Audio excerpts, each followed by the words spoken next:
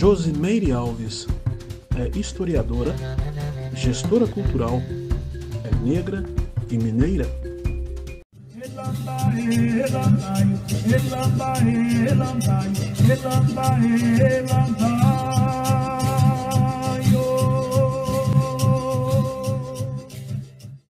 Ela é doutora e mestra em História pela Unicamp e licenciada em História pela UFMG.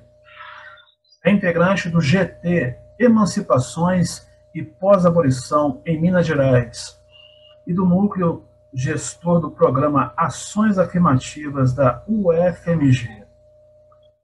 No Minas Negras Gerais de hoje, a professora Josimeire Alves. Ocolofé, professora. Ocolofé, Rogério. É um prazer estar aqui com você. Agradeço imensamente pelo convite. É um prazer falar com vocês, conversar um pouquinho, né, sobre as nossas histórias negras mineiras. Principalmente hoje com ênfase na capital, né? Vamos falar um pouco aí da comunidade negra na capital.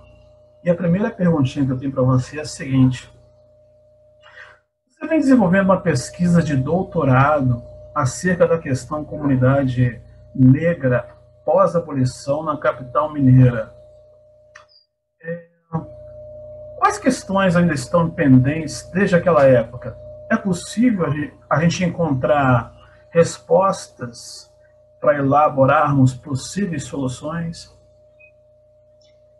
E, Rogério, então, esse tema, né, sobre vamos chamar de presença, inicialmente presença negra em Belo Horizonte, mas inclusive a pesquisa me trouxe, durante o doutorado, que já foi concluído em 2019, a pesquisa resultou em algumas percepções que no início da pesquisa não tinha, que é próprio do processo de pesquisa e que é muito bom, né?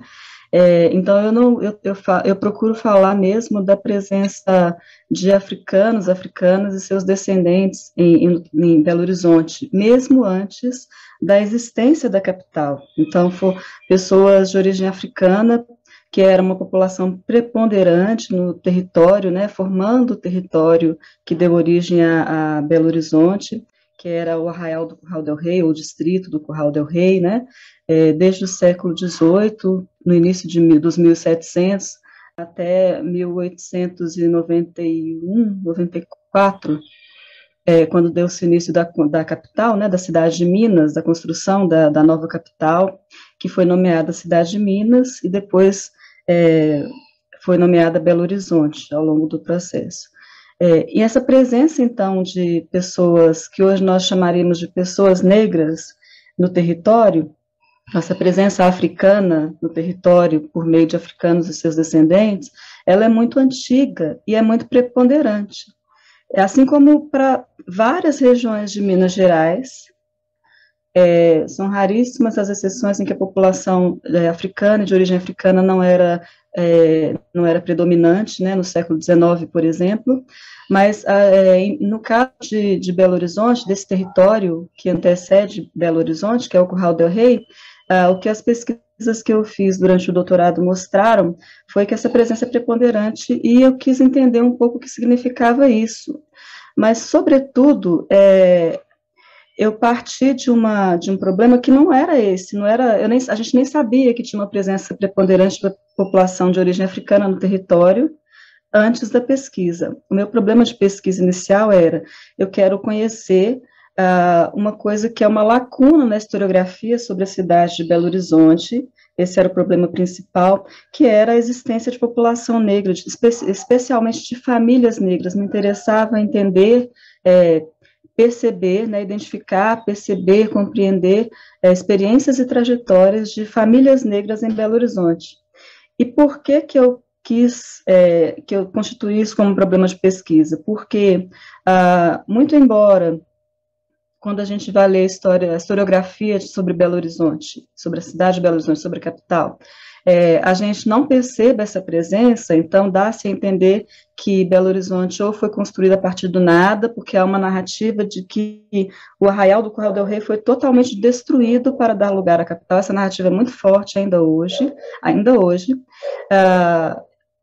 e que então cria-se a impressão de que a cidade foi construída do nada, a partir da presença de estrangeiros, especialmente de europeus, de trabalhadores europeus que construíram a cidade, então, portanto, de uma população branca. Então, cria-se a impressão de que se trata de uma cidade nova, branca, né, construída sob a égide do progresso, da modernidade, e, portanto, esse progresso, essa modernidade estavam vinculados a uma cidade, nesse sentido, né, da percepção branca, das representações de uma cidade branca.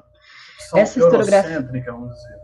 Isso, essa historiografia, ela menciona, havia trabalhadores negros, uma passagem ou outra muito secundária, né? É possível que os trabalhadores, que parte dos trabalhadores que vieram para Belo Horizonte, que ajudaram a construir, fossem operários negros, mas não temos como provar. Era um pouco esse o argumento.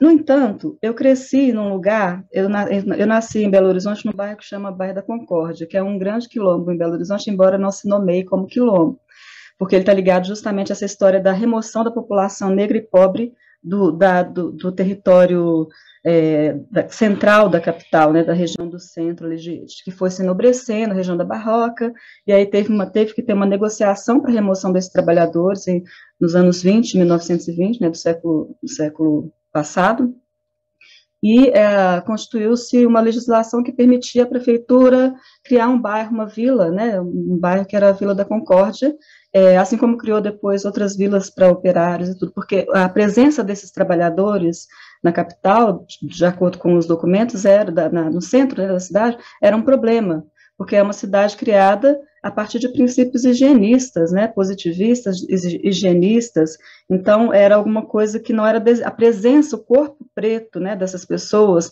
a forma de morar, as condições de vida dessas pessoas na cidade, elas não eram concebidas como adequadas, eu estou sendo bem generosa, adequadas para compor o cenário, a paisagem da cidade, e iam contra, inclusive, esse projeto de modernização.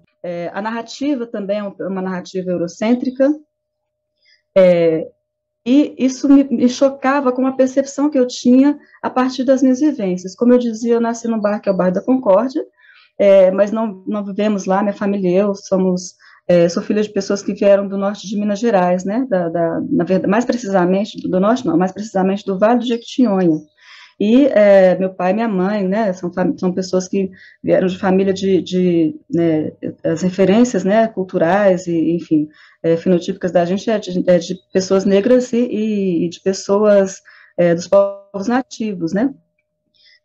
E aí a gente foi migrando, né, ao longo de vários anos, assim, durante a minha infância, adolescência, a gente ficou mudando de lugares, né, assim, na cidade, teve um processo de migração da minha família, e eu fui viver durante muito tempo numa comunidade de favelas, chamada Morro do Papagaio, que fica na região central de Belo Horizonte, região centro-sul, região mais nobre da cidade, então, é uma comunidade muito antiga, que foi constituída a partir de, inclusive, a ocupação desse lugar tem a ver com a história do Curral del Rei, fica muito perto do Museu Histórico Abílio Barreto, que tem uma narrativa que até pouco tempo, né, tinha uma narrativa de que o único prédio remanescente do tempo do Curral del Rei era um casarão de uma grande fazenda, a Fazenda do Leitão, e aí ao lado da Fazenda do Leitão, onde está o Museu Histórico Abílio Barreto hoje em dia, tem lá a Casa da Fazendinha, o Casarão da Barragem de Santa Lúcia, que é contemporâneo, e que fica na favela.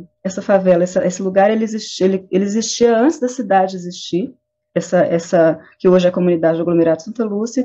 Em torno dele se formaram bairros de classe média alta, cada vez mais enobrecidos, então aquele lugar cheio de pessoas pretas, né, pessoas negras, na região centro-sul da cidade, sempre foi alguma coisa indesejada para essas elites do entorno. Isso eu estou falando a partir não só da vivência, mas a partir algumas fontes com que eu tive a oportunidade de trabalhar indicam. E aí essa minha vivência no aglomerado Santa Lúcia me fez perceber o seguinte, Rogério. Olha, eu estou aqui no curso de História, isso mais para frente. Quando eu cheguei no curso de História, eu já morava no aglomerado Santa Lúcia há muito tempo. Eu estou olhando a história da cidade, é uma história diferente da que eu ouço através do relato de pessoas que moravam no aglomerado Santa Lúcia desde 1910, desde antes. Famílias negras, as pessoas mais antigas, os moradores mais antigos eram pessoas que integravam famílias negras, e quando elas iam me contar sobre a história delas, a história familiar, elas me relatavam essa conexão dessa história com a história da cidade de Belo Horizonte, sem que eu perguntasse sobre a história de Belo Horizonte. Eu conversava muito informalmente com essas pessoas. Então, a narrativa que vinha do convívio com essas mulheres, a tia Neném, a dona Ione, e outras pessoas na comunidade, todas mulheres negras, essencialmente, eu não tinha me dado conta ainda, né, quando era criança, adolescente.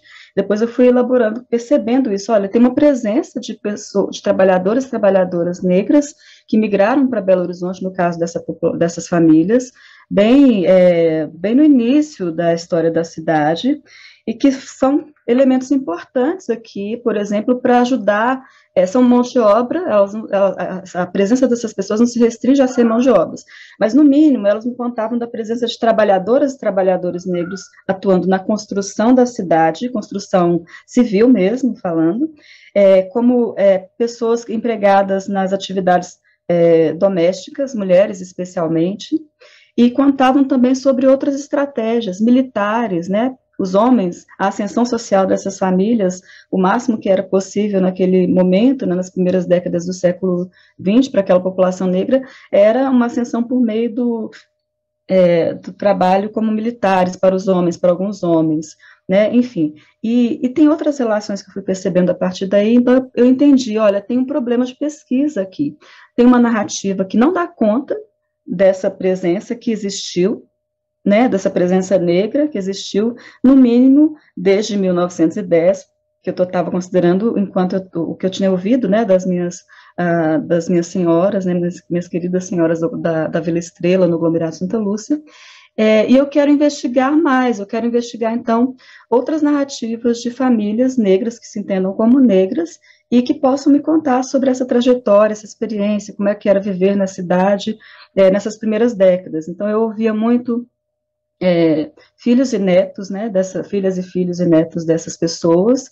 Então, a pesquisa do doutorado começou com essas narrativas, e, paralelamente a isso, eu fui para os arquivos, porque eu falei, não é possível que essas narrativas que as pessoas estão me contando não tenham nenhum correspondente nas fontes que contam sobre a história da cidade. Mas eu consultei também outras fontes, por exemplo, não queria, né, porque ficava com uma resistência em, nossa, será que eu vou poder acessar a história das famílias das pessoas negras só através das fontes policiais? Mas eu fui a essas fontes também, encontrei registros, indícios de população, inclusive estatísticos, não demográficos, né, mas registros estatísticos sobre a presença preponderante de pessoas negras, né, naquele tipo de fonte. Deparei com narrativas, com processos, não são processos policiais, eu estou esquecendo o nome agora, mas vamos chamar de processos, inquéritos policiais que me levavam a processos, né, no caso do setor da justiça, que envolviam famílias negras, não necessariamente como réis, né, ou como pessoas que tivessem cometido crimes, mas testemunhas, né, pessoas envolvidas em situações de crime que eram reportadas à polícia. Então, é uma variedade de sujeitos que emerge dessas fontes, e os sujeitos negros dessas fontes, quando eles são negros, a gente consegue saber porque eles são descritos como negros, ao contrário das pessoas brancas, que nem sempre são relatadas como pessoas brancas, mas que a gente consegue entender que são brancas pelo contexto. É uma história um processo muito fascinante de pesquisa.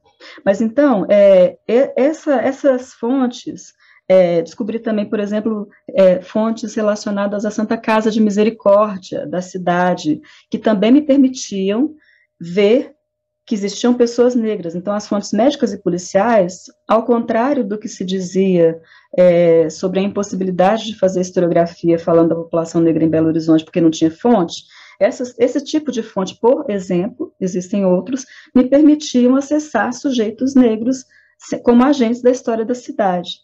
A partir disso, do que eu fui ouvindo, entendendo dessas fontes, eu voltei ao século XIX, porque eu queria entender o que as fontes daquele período estavam me dizendo sobre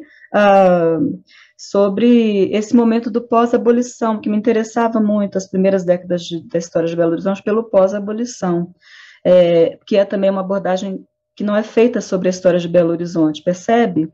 Não é uma história da cidade contada a partir das experiências das perspectivas negras. Uhum. Portanto, se Belo Horizonte foi foi inaugurada em 1897, e a abolição da escravidão, que é o marco a partir do qual se fala, né, sobre negros na historiografia, uma certa historiografia, é até 1888, portanto, Belo Horizonte não era uma cidade escravista, não havia por que falar sobre negros. Percebe a lógica subjacente nessas narrativas lacunares sobre os negros em Belo Horizonte e as negras? Mas eu quis romper, eu quis entender, então, como é que... Bom, essa população, será que não tinha ninguém mais aqui no Curral del Rei, depois que quando a cidade foi criada? O que foi feito da população que tinha aqui, já que haviam grandes fazendas, e essas pessoas viviam, nessas fazendas eram fazendas que estavam vigentes, né, que eram realidades de um sistema escravista, no mínimo até 1888, formalmente, né? O que aconteceu com essas pessoas depois de 88 e quando a cidade foi construída? Onde que elas estavam, essas pessoas trabalhadoras, né, africanas, enfim, negras que estavam nesse território antes disso, porque houve um apagamento da história dessas pessoas também. Então, eu fui ao século XIX e constatei isso que eu comecei dizendo no início da nossa conversa. Os mapas de população, que são documentos, aí sim, que a gente pode considerar demográficos, né, eram registros que eram construídos pelas paróquias, pelas igrejas, porque a gente está falando de um período até um tempo que depois perdurou, né, essa prática, uma prática construída a partir de uma experiência do padroado, né, o Estado não separa da igreja até determinado momento, mesmo quando separou, essa prática continuou durante um certo tempo. Por meio, então, desses mapas de população que descrevem cor, condição das pessoas essencialmente, quantidade, né, situação, às vezes em alguns casos, situação civil, se é casado, se é solteiro, quantas pessoas nasceram mortas, quantas pessoas morreram, quantas pessoas nasceram. Então, esse controle demográfico era feito por esses documentos, mapas de população. Então, são documentos muito detalhados que me permitem acessar a cor da população da época e também a condição, se era escravo ou se era livre. E a constatação para o Curral del Rei, em diferentes momentos do século XIX, é que havia uma população, eu constatei, por exemplo, usei mapas de população de 1816, 1840, 1828 antes disso, o censo de 1872, né, parei por aí. Então, eu peguei diferentes momentos do século XIX, e a constatação é de que a população classificada por esses documentos como preta, parda, africana, eram os termos da época. Em 1816, usava-se, ao invés de pardo, mulato, eram os termos da época. Era uma população, somando essa população, muito preponderante, cerca de 70%, 80% do total da população. A população branca nesse território era muito pequena, e muito embora essa população branca, em geral, ela tivesse em situação de não subalternidade, ela tivesse, inclusive, no controle, né, dos meios de produção, enfim, daquela coisa, enfim, eram as pessoas ricas, inclusive, em geral. Mas havia, e pessoas livres, naturalmente, havia entre a população considerada, que a gente chamaria de negra hoje, um percentual também muito grande de pessoas já livres, libertas, ou nascidas livres, desde 1816, especialmente as mulheres, que eram consideradas pardas. Aqui cabe uma observação que você já deve ter ciência, mas é muito importante dizer que, nesse caso aqui, o pardo, ele não necessariamente está dizendo da cor da pele mais clara, necessariamente, como hoje, porque poderia haver, era uma condição que associava as origens, né, assim, enfim, raciais, étnicos e raciais, com também a condição de liberdade. Era uma coisa, né, era muito misturado. O termo mulato também tem isso, mas isso é uma conversa mais longa. Essa associação da cor nos registros com a condição tem a ver com essa categoria pardo, nesse caso, tem muito a ver com isso, sabe? Nessa linha do tempo, perdão, nessa linha do tempo da história de BH, a população negra, né, de BH, que por sua vez, apesar de ser predominante, o que dá para perceber é que essa população ainda não recebeu devida importância no que se refere a narrativas da história e da construção da capital, como você está acabando de falar para a gente aí, que nos remetem ao Curral do Rei. A que você atribui tudo isso?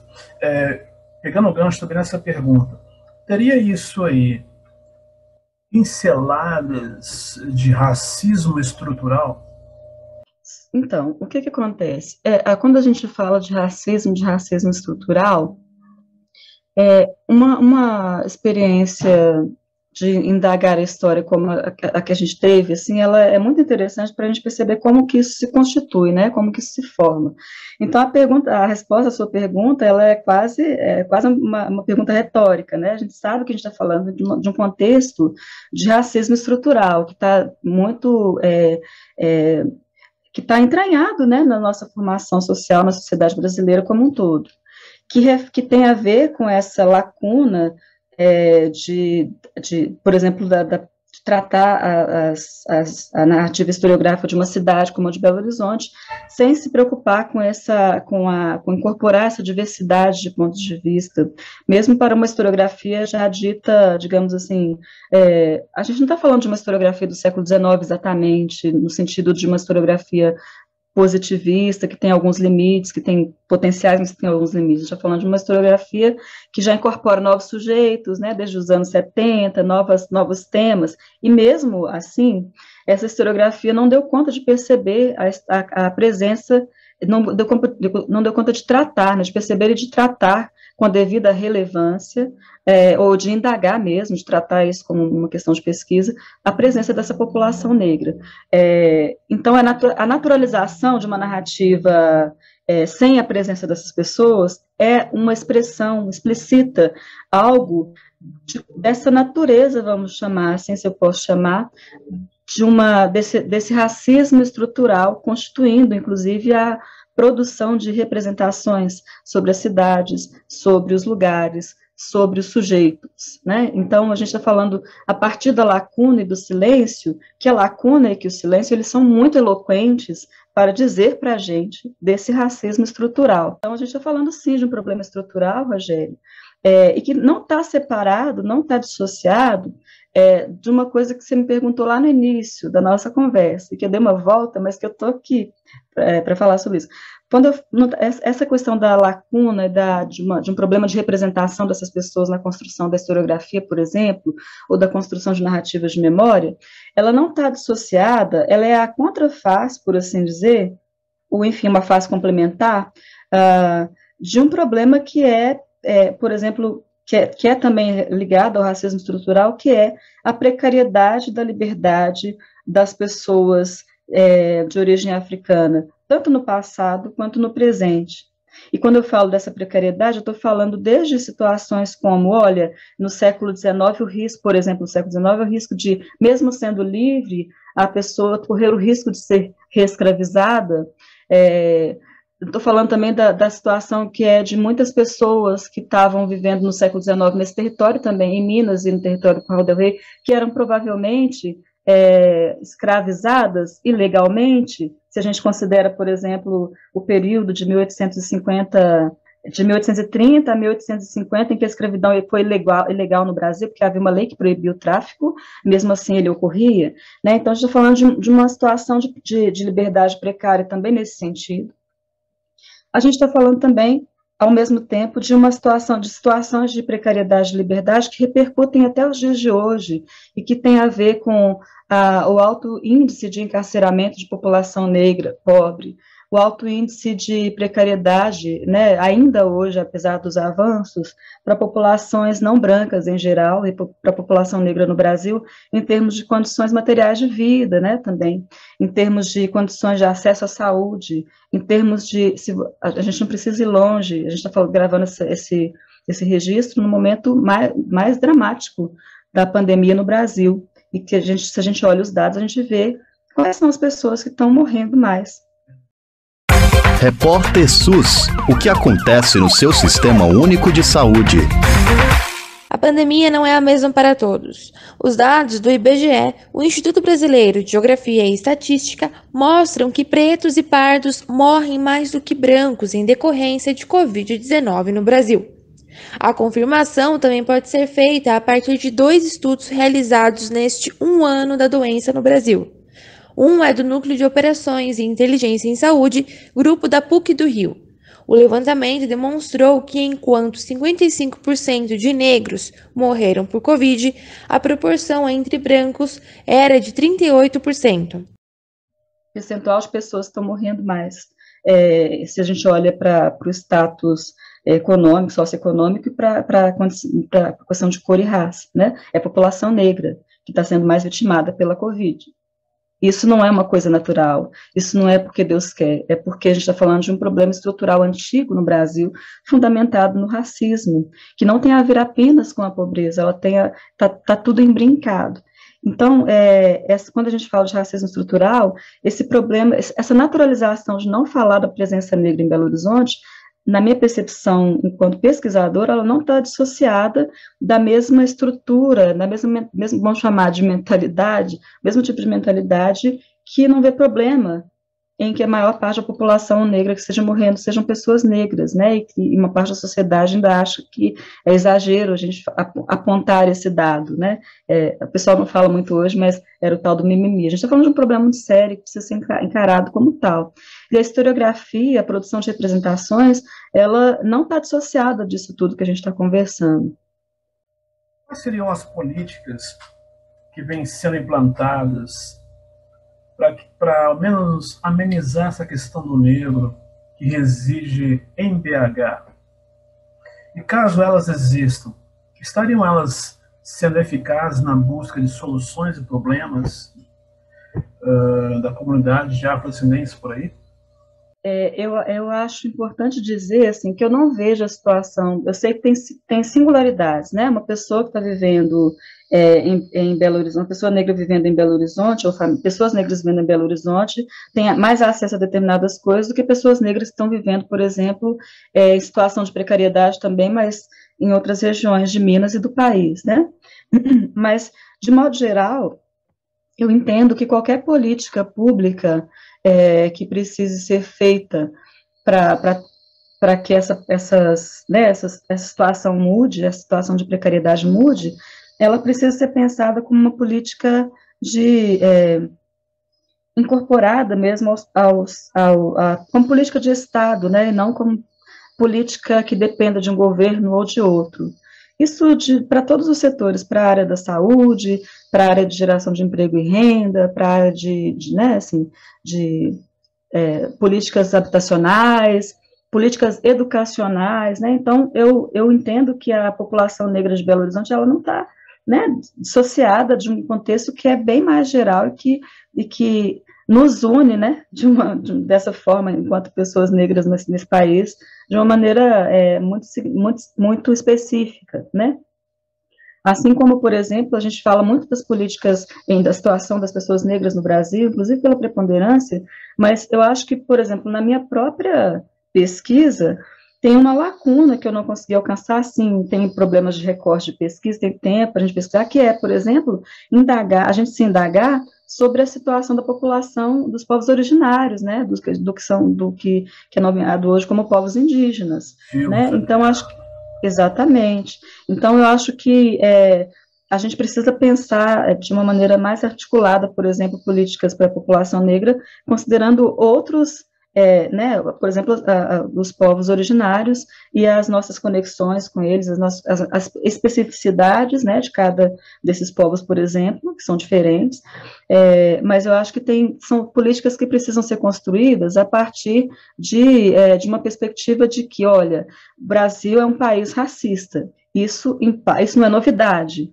Se tem gente que ainda duvida disso, tem muitos elementos, né, de possibilidade de pesquisa, da pessoa se instruir, né, e procurar informações sobre isso, mas, assim, o Brasil é um país racista, isso é uma realidade que não é possível negar, isso é uma coisa que não é possível negar. E, nesse sentido, isso não pode ser só uma constatação, o Brasil é um país racista. O que se faz com isso diz do que a gente entende que a gente quer ser no futuro enquanto país, né, enquanto sociedade, ou não. Então, se a gente não cria políticas consistentes, eu não estou falando apenas de políticas de ações afirmativas, estou falando de políticas que tenham como orientação essa informação. O Brasil é um país racista, e a gente precisa criar meios para que, por meio de políticas públicas, por exemplo, no futuro não sejamos mais um país cuja maioria da população que morre é a população negra, que continua morrendo é a população negra. Né, a população com maior precariedade não seja, enfim, que a gente não tenha precariedade para ninguém, mas que a população negra não seja mais dizimada por conta de um problema que é o racismo estrutural. Então, o que a gente está fazendo, o que a gente fizer hoje no presente diz disso. Eu penso que, por exemplo, na área das políticas culturais, por exemplo, que vai dizer, na minha percepção até então, até esse momento da vida, que vão dizer das possibilidades de como que a gente trata a produção de representações sobre a população negra nas cidades, no país, em diversos contextos. As políticas culturais, as políticas de patrimônio cultural, por exemplo, elas têm um papel fundamental. As políticas educacionais também têm um papel fundamental nesse aspecto também da criação de representações que permitam, por exemplo, quem visita um museu como, eu não vou, enfim, não vou mencionar um específico aqui, quem visita, vou falar de museus de maneira geral, das chamadas cidades históricas, né, que são as cidades construídas no período colonial. Porque toda cidade é histórica, né, eu estou falando uma obviedade, mas assim, tem essa percepção. Isso.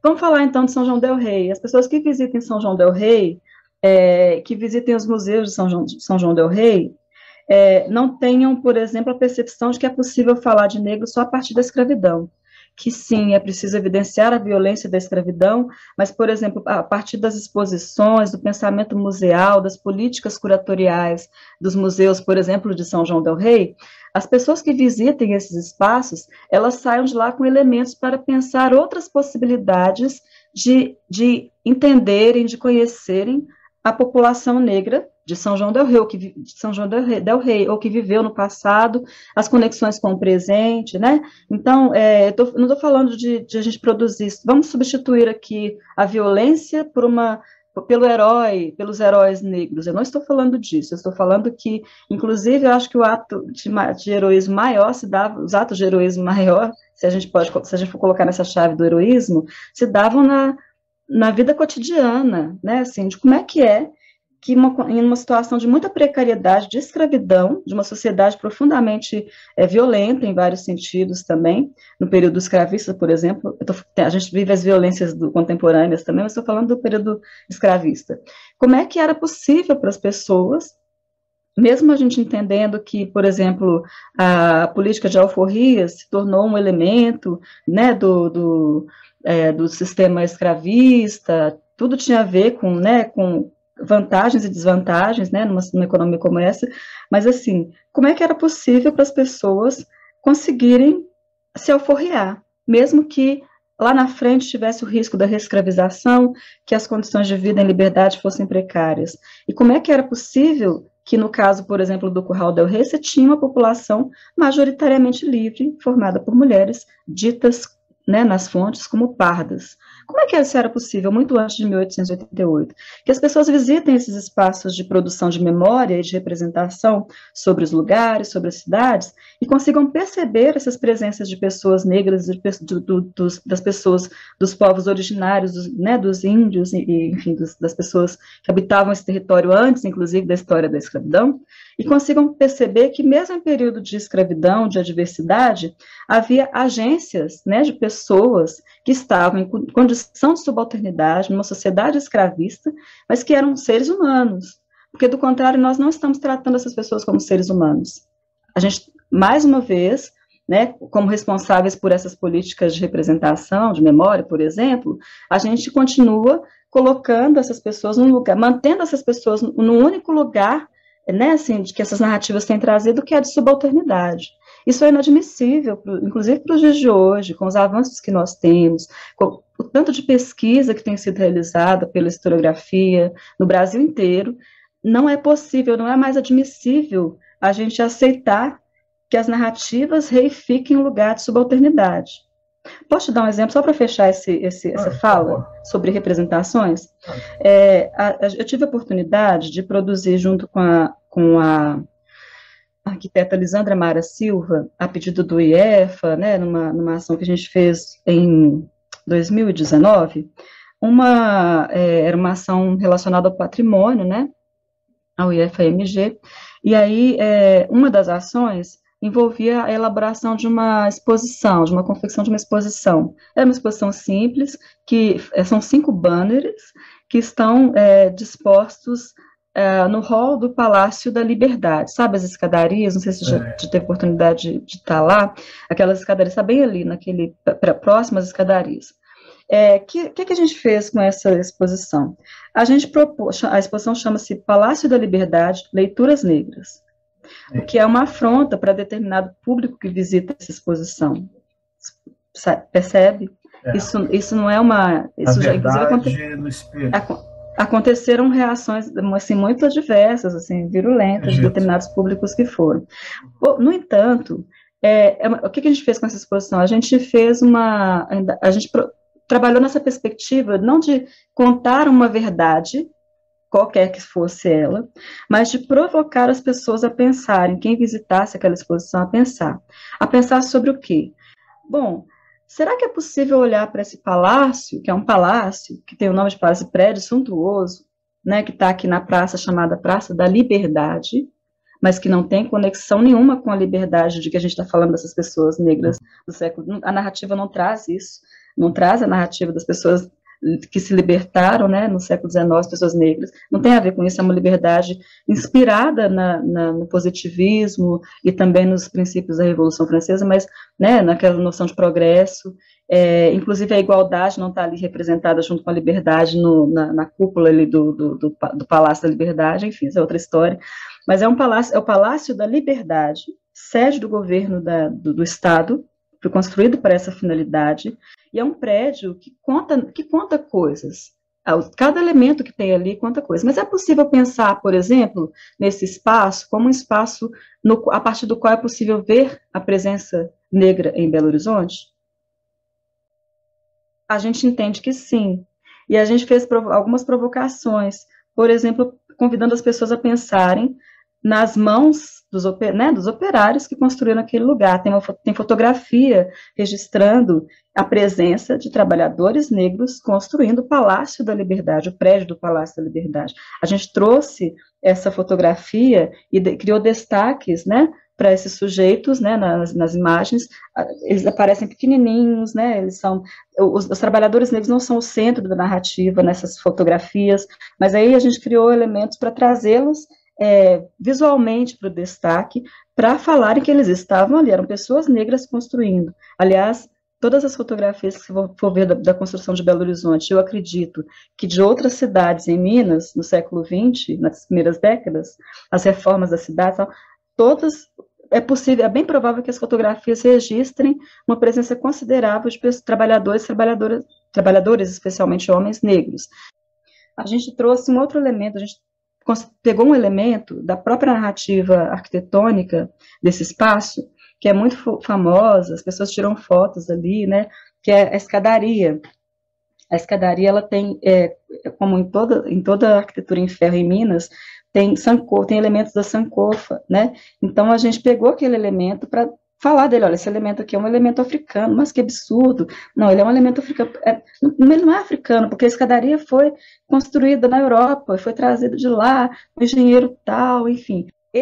O fato da escadaria ter sido construída na Europa e por europeus não elimina o fato de que isso é um elemento, um signo de culturas africanas. E a gente demonstra isso, né? Inclusive, quando as pessoas falam que ó, isso aqui é tudo europeu, esse palácio é europeu, elas esquecem que a Europa não é pureza cultural. Durante muitos séculos, né, assim, na história europeia, é uma história vamos chamar de encontros, mas para a gente simplificar um pouco a história, mas ela não tem um povo branco que existiu desde sempre ali naquele território intocável.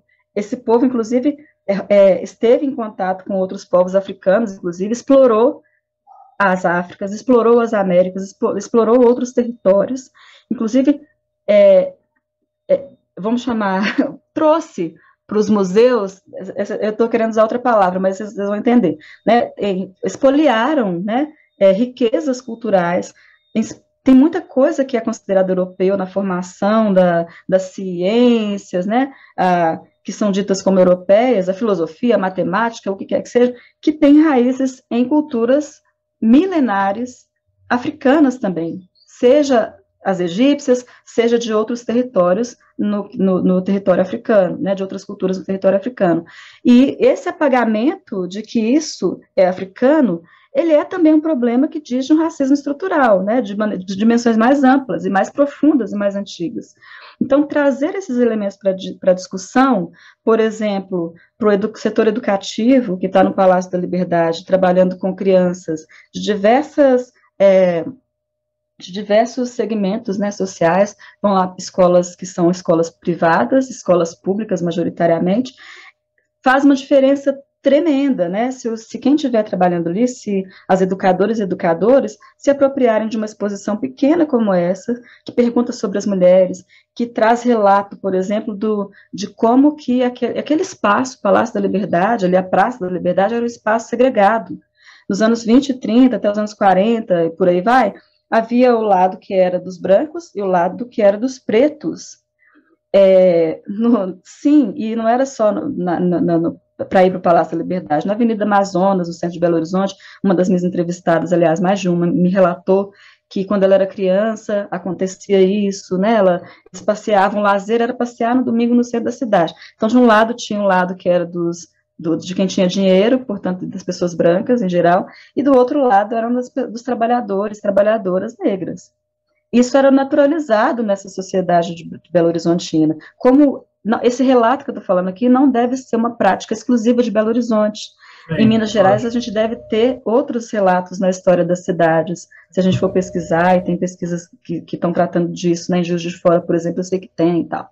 Então, a gente está falando de alguma coisa que não é pitoresca, que não é exclusividade, a gente está falando de uma sociedade racista, e as abordagens sobre a história da cidade, por meio das políticas patrimoniais, por exemplo, as políticas de patrimônio, de cultura, elas precisam tratar esse tema, o tema dos negros, não como um tema episódico, é um tema constituinte da história das cidades.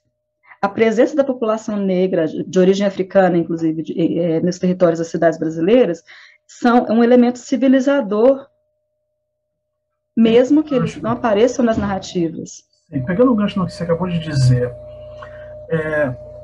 você é integrante do grupo Emancipações e Pós-Abolição em Minas Gerais, e também integrante do Núcleo Gestor do programa Ações Afirmativas da UFMG.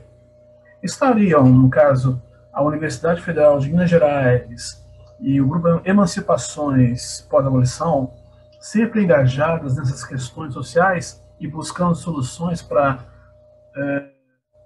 mostrar uma cara diferente a favor da comunidade negra? Eu não sei se eu esqueci de mencionar, eu também integro a rede de historiadoras e historiadores negros, que é uma rede que é constituída por profissionais, né, historiadoras negras de diversas regiões do Brasil, assim, o que é muito interessante. Então, quando eu falo que há experiências de pesquisa sobre esse tema, né, muito relevantes e produzidas também a partir da perspectiva de pesquisadores e pesquisadores negros, eu acho que isso precisa, os desafios, inclusive, de experiências como esses, desses grupos e núcleos que eu integro, eu acho que fazer com que essas histórias, eu entendo que isso demanda política pública e tudo mais, mas tem um elemento já nesses esforços que é de fazer com que essas histórias, que são produzidas a partir de pesquisa acadêmica séria, de pesquisa acadêmica bem estruturada, bem conduzida, bem referendada, elas cheguem, né, à população de modo geral, né? Tem muitos esforços sendo feitos nesse sentido, por exemplo, para que os livros didáticos, para que as metodologias de ensino, elas tratem desse assunto com a centralidade que ele merece, né? No meu caso, eu tenho trabalhado muito nesse diálogo com as políticas de cultura e de patrimônio, mais fortemente do que com a sala de aula. Eu não estou em sala de aula nesse momento, né? Enfim. Mas a formação, por exemplo, de professores e professoras, que é um campo que me interessa muito também, eu acho que a disseminação dessas pesquisas e dos princípios que elas trazem, né? Porque a gente pode, inclusive, discordar, a gente pode, inclusive, trazer outros elementos, mas eu acho que eu vou chamar de popularização, não no sentido pejorativo que as pessoas às vezes usam, essa popularização, né, desse conhecimento histórico e historiográfico, que evidencia, né, que traz à tona a forte importância da presença de africana na formação do país, né, nesse elemento civilizacional que eu estou falando aqui, tem a ver com isso, eu acho que contribui, sim, para que a gente mude a percepção das pessoas, é uma forma de combater racismo estrutural também, e aí é uma forma de combater por meio do estímulo ao pensamento, não é da imposição do que eu acho, não é da imposição do que eu penso, não é da doutrinação, entende o que eu estou dizendo? Eu acho que o exercício do livre pensar, nesse sentido, envolve a gente estimular, a gente como pesquisadores, como educadores, estimular o pensamento a partir dessa experiência afrocentrada, vamos chamar assim, entende? Mas é alguma coisa que eu acho que é parte desse processo ainda parte desse processo de construção de histórias de liberdade, entende, Rogério? Entendo. Eu acho que é alguma coisa que é lidar com as profundezas dessa estrutura, né, dessa natureza estruturante do racismo na sociedade brasileira, e tem a ver com a maneira como as pessoas pensam individualmente, e como as pessoas agem em sociedade, entende? Eu não entendo que mudar uma sociedade racista seja possível que não, senão a partir de tocar, né, de provocar essa mudança individual, mas também que repercute nas relações sociais, entende? Eu acho que a historiografia tem muito a contribuir para isso, sim. Há muito a ser estudado. Muito bem. O Minas Negras Gerais quer te agradecer de coração pela sua presença aqui, por ter falado um pouco do seu trabalho. Acredito que a gente tem muito mais a ser conversado, de repente em outras oportunidades. Eu gostaria que você deixasse uma mensagem a todos os pretos e pretas, Minas afora e Brasil afora. Diga lá.